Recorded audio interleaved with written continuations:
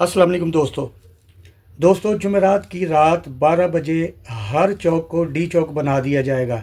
ऐसा बड़ा दावा आज पीटीआई की आला क़यादत की तरफ से सामने आया।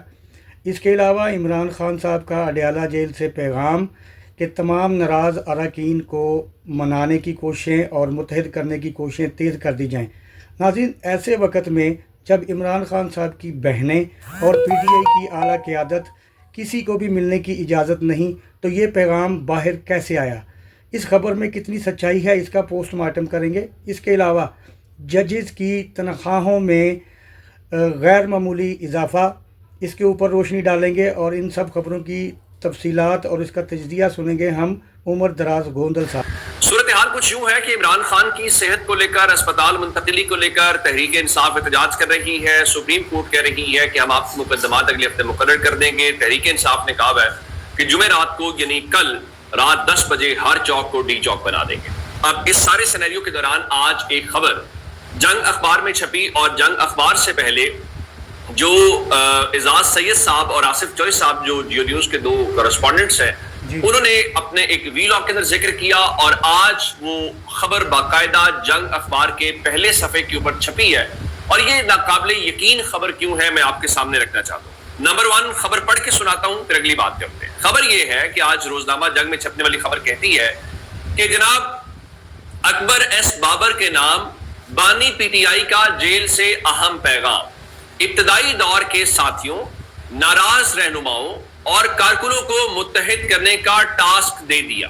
यानी ये खबर ये बता रही है कि इमरान खान जो इस वक्त जेल में है, जो अपनी फैमिली से नहीं मिल पा रहे, जो अपनी पार्टी से नहीं मिल पा रहे, और इस वक्त नंबर 1 उनकी आंख का इशू, नंबर 2 उनके ब्लड प्रेशर के हवाले से जो स्पेकुलेशंस है उसके ऊपर उन्होंने कोई बात नहीं।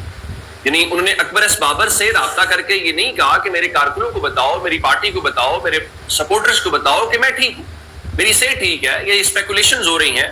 तो उन्होंने जेल से राब्ता किया और किससे किया? अकबर एस बाबर से। अकबर एस बाबर कौन है? अकबर एस बाबर ही वो शख्सियत है जिन्होंने इमरान खान की पार्टी के इंट्रा पार्टी इलेक्शंस को चैलेंज किया, उस मुद्दे को लेकर गए और उसकी बुनियाद के ऊपर पाकिस्तान तहरीक इंसाफ से बल्ले का इंतखाबी निशान छीन लिया गया। इस बुनियाद पे जो तहरीक इंसाफ 8 फरवरी को गई थी, ये तोहफा अकबर एस बाबर साहब का था, नंबर 1। नंबर 2, वो सीटें ना होने की बुनियाद के ऊपर आज पंजाब, सिंध, खैबर पख्तूनख्वा और कौमी असम्बली में तहरीक इंसाफ तकरीबन कोई 70 के करीब जो सीटें हैं उनसे महरूम हो गई। जब तहरीक इंसाफ उन सीटों से महरूम हो गई तो वो सीटें किसी और के पास चली गई, और वो मखसूस सीटें किस बुनियाद के ऊपर थी? क्योंकि इंतखाबी निशान नहीं था, पार्टी नहीं थी। सो अकबर एस बाबर से उन्होंने राब्ता किया है। तो अब वो आसिफ बशीर चौधरी साहब की खबर यह है कि इमरान खान ने ना अकबर एस बाबर के नाम अहम पैगाम दिया है और इब्तदाई दौर के साथियों और नाराज रहनुमाओं को मुत्तहिद करने का टास्क दे दिया है। तो न सिर्फ ये कहा है, और उन्होंने कहा जी बानी पीटीआई ने इस सिलसिले में जियो न्यूज से गुफ्तगू करते हुए अकबर एस बाबर ने तस्दीक की कि बानी पीटीआई का पैगाम जेल में मौजूद एक दूसरे देरीना दोस्त के जरिए उन तक पहुंचाया गया है। पैगाम में बानी पीटीआई ने कहा कि जेल से जब भी बाहर आया तो सबसे पहले अकबर एस बाबर के घर जाऊंगा।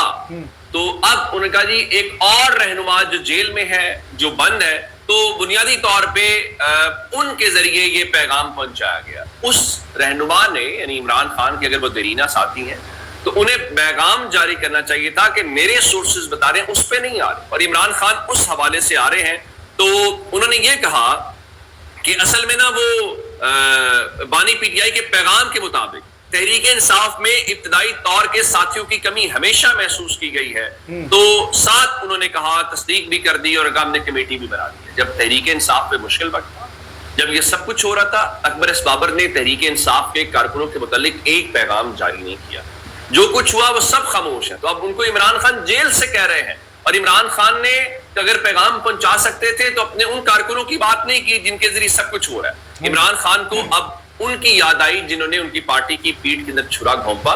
तो ये खबर डाइजेस्ट नहीं हो रही, वो कि आज हमने कोशिश बहुत की अकबर एस बाबर साहब से बात करने की, लेकिन अकबर एस बाबर साहब मुसलसल फोन जो है वो नहीं उठा रहे, और वो इस बारे में कोई अभी तक उनका रद्देमल इस खबर के अलावा उन्होंने नहीं दिया। एक बात हो गई।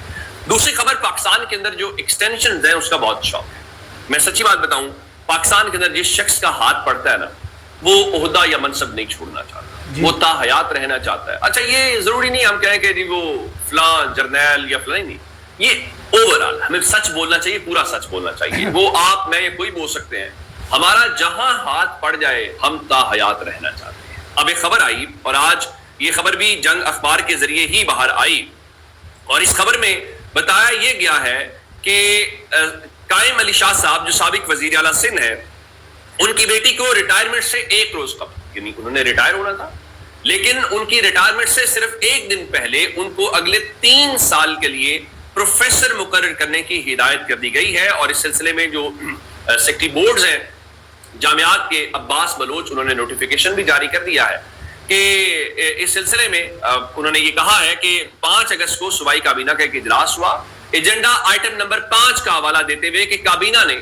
وسیع تر عوامی مفاد میں خصوصی طبی خدمات کے تسلسل, academic leadership, post graduate medical education, تحقیق, جدت اور ادارہ جاتی معیار کو یقینی بنانے کے لیے وائس چانسلر کو ہدایت کی ہے کہ ڈاکٹر نگہت شاہ کو 3 سال کے لیے JSMU میں پروفیسر مقرر کرنے پر غور کیا جائے. تو تاہم خط کے اگلے حصے میں غور کرنے کی عبارت عملاً باقاعدہ ہدایت میں تبدیل ہو گئی ہے, اور کہا گیا ہے کہ پروفیسر ڈاکٹر نگہت شاہ کو 3 سال کے لیے بطور پروفیسر تقرری کے لیے فوری ضروری کارروائی کریں. مزید یہ کہ کابینہ کے فیصلے پر بلا تاخیر منوعاً عمل درآمد اور کارروائی کی رپورٹ ترجیحی بنیادوں پر محکمہ جامعات و بورڈز کو فراہم کرنے کی ہدایت بھی کی گئی ہے. تو آپ اس سے اندازہ لگائیے کہ پاکستان کے اندر یہ جو ایک اور ایکسٹینشن ہے پروفیسر صاحبہ کو مل گئی ہوگی. دیکھیے مسئلہ یہ ہے کہ ان کی خدمات اگر ہوں بھی, تو اگر ہمارے اسی طرح سے ہم ایکسٹینشنز دیتے رہیں گے, سارا کچھ کرتے رہیں گے, تو پھر کون آئے گا.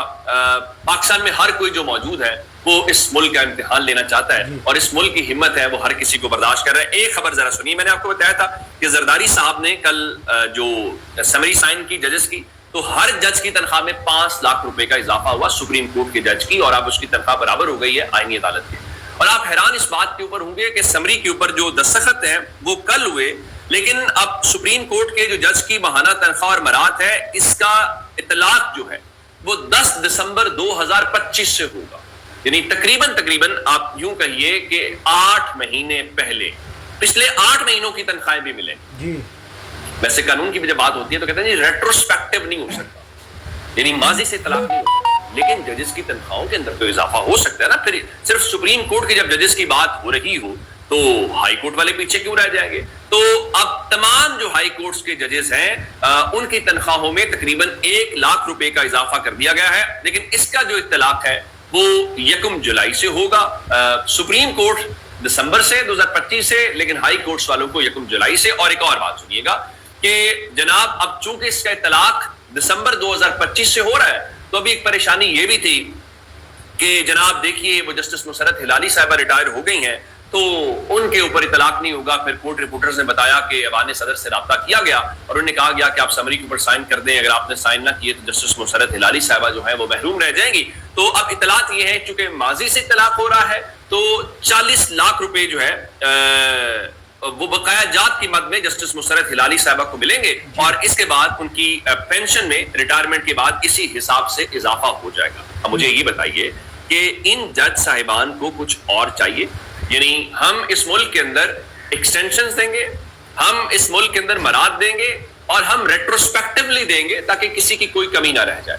سو اس ملک کا جو نوجوان ہے مجھے یہ بتائیے کہ وہ کیسے پر امید ہوگا. یہ تو اس ملک کا وہ حوصلہ ہے, ہمت ہے کہ ہم ہر کوئی اس میں سے نکالنا چاہتے ہیں, لیکن اس کے باوجود آج دن تک بھی یہ ملک سلامت ہے. خدا اس کو ترقی دے, آگے بڑھائے, آزادی کا دن ہے, ہم تو دعا ہی کر سکتے ہیں.